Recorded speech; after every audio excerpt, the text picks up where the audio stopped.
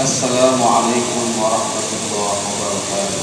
حمدا كثيرا طيبا مباركا فيه، ملء السماوات وملء الأرض وملء ما بينهما وملء ما شئت من شيء بعد.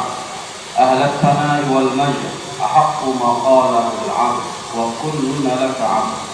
اللهم لا مانع لما أعطيت ولا معطي لما منعت ولا راد لما قضيت ولا ينفع ذا الجد منك الجد. أشهد أن لا إله إلا الله وأشهد أن سيدنا محمدا عبده ورسوله، بلغ الرسالة وأدى الأمانة ونصح الأمة وكشف الله به الأمة وجاهد في سبيل الله حق جهاده.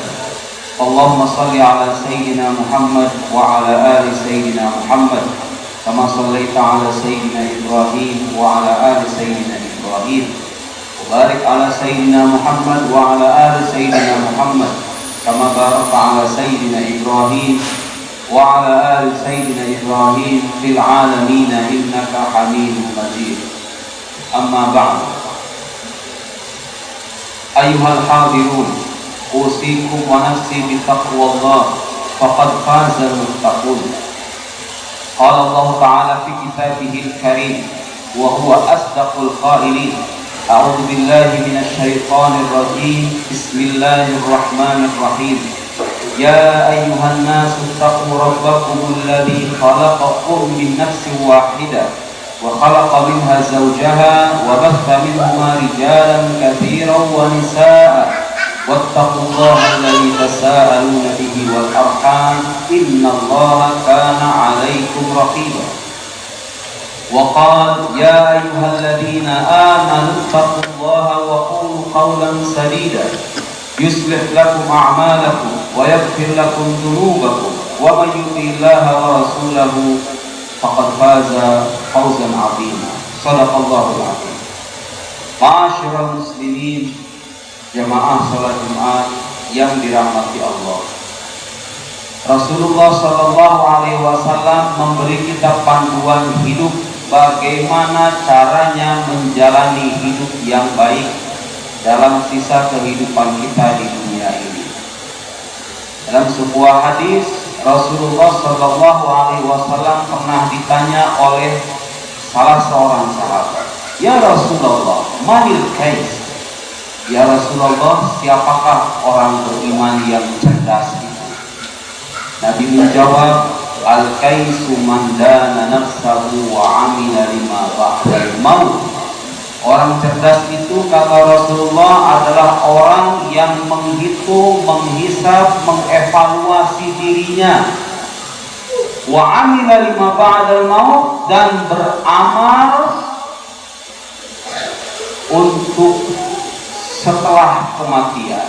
Kita semua akan meninggal, kita semua akan mati, meninggalkan dunia ini. Orang cerdas, kata Rasulullah, adalah orang yang menyibukkan dirinya beramal sebagai bekal untuk menjemput kehidupan setelah mati.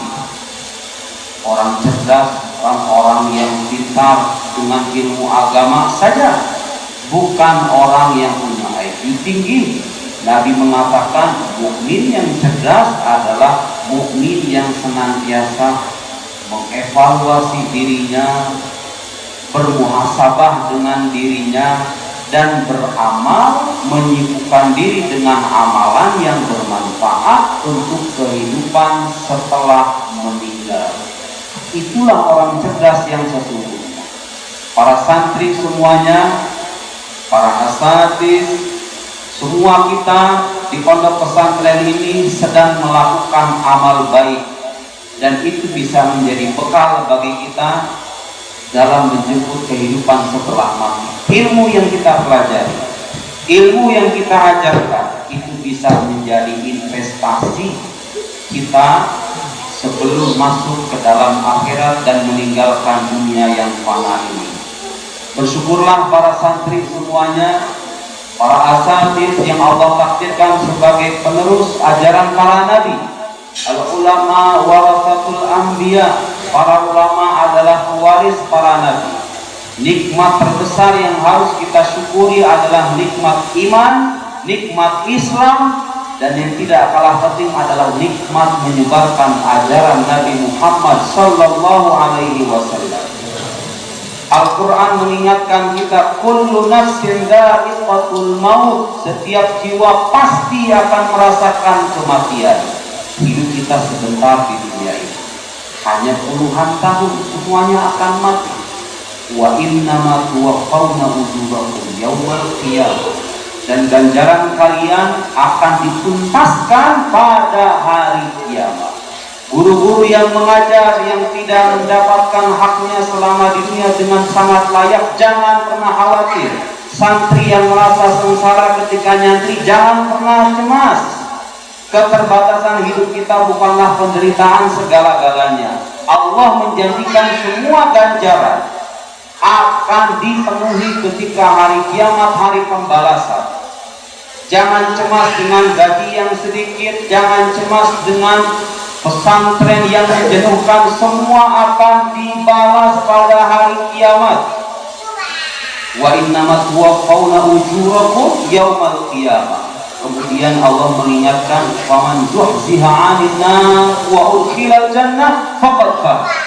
Siapa yang disingkirkan dari api neraka dan dimasukkan ke dalam surga, faqad faz, maka sungguh dia telah beruntung, meraih kemenangan yang besar. Faqad faz wa mal hayatud dunya illa mata'ul ghurur. Dan kenikmatan duniawi itu hanya kenikmatan yang menipu. Kita hidup di zaman teknologi penuh dengan tipuan. Orang lebih mendahulukan hartanya ketimbang agamanya. Nabi mengingatkan, kalau kita ingin menjadi muslim yang cerdas, jangan tergoda dengan dunia. Dalam hadis lain Rasulullah bersabda, man kana fid dunya niyatahu farraqallahu alaihi amrah wa ja'ala faqrahu baina 'ainayhi wa lam ya'tihi minad dunya illa ma kutiba lahu wa man kana fil akhirati niyyatuhu jama'a Allahu amrahu wa ja'ala ghinahu fi qalbihi wa atathu dunya wa hiya raghimah. Siapa yang menjadikan dunia sebagai niatan utamanya, tujuan hidupnya, sibuk mengurusi dunia, lupa dengan akhirat, apa kata Nabi? Farraqallahu alaihi amra. Urusannya akan terpecah belah. Pikirannya dibuat kusut, hatinya dibuat kering, hidupnya tidak bermakna. Farraqallahu alaihi amra. Wa ja'ala faqrahu baina 'ainayhi, dan kefakiran ada di hadapan kedua matanya. Orang menjadikan dunia sebagai tujuan utama pasti akan fakir, kata Nabi sallallahu alaihi wasallam. Wa ja'ala faqrahu baina 'ainayhi wa lam ya'tihi minad dunya illa ma kutiba lahu. Dan dia tidak akan mendapatkan dunia kecuali apa yang ditetapkan bagi dirinya saja. Tetapi kata Nabi apa? Orang yang menjadikan akhirat sebagai niatan hidupnya, man kana fil akhirati niyyatuhu jama'allahu amrah. Allah akan menghimpun urusannya, memudahkan urusannya. Para santri, para asatidz, kita semua hidup di lingkungan yang bisa mendorong kita beramal untuk akhirat. Lihat janji Nabi, kalau orang menjadikan akhirat sebagai tujuan utamanya, mengajar untuk menegakkan agama Allah, santri belajar untuk menegakkan agama Allah, Allah akan memudahkan urusannya. Wa ja'ala ghinah fi qalbihi, dan Allah mentakdirkan kekayaan di dalam hatinya. Allah menjadikan kekayaan terpatri di dalam hatinya. Wa atathu dunya wa hiya raghimah, dan dunia akan datang kepadanya dalam keadaan hina, dalam keadaan nista, dalam keadaan rendah.